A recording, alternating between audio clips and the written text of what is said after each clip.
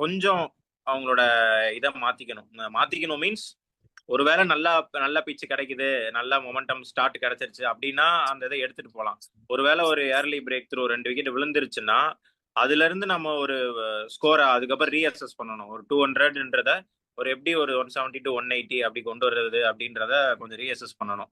திரும்பி நான் 200க்கு தான் போவேன் அப்படின்னா நீங்க பும்ரா போல்ட் 240. மாதிரி ஆளுங்க வந்துட்டு அதை அப்படியே நல்லிஃபை பண்ணிடுவாங்க. அதனால அதை கொஞ்சம் அவங்க இது பண்ணி ஆடணும். மிச்சப்படி அவங்களுக்கு போன மேட்சை வச்சு அவங்க ஃபார்ம்ல இல்லைன்னா சொல்ல முடியாது. கிட்டத்தட்ட அவங்களோட எல்லா பேட்டர்ஸுமே ஃபார்ம்ல தான் இருக்காங்க.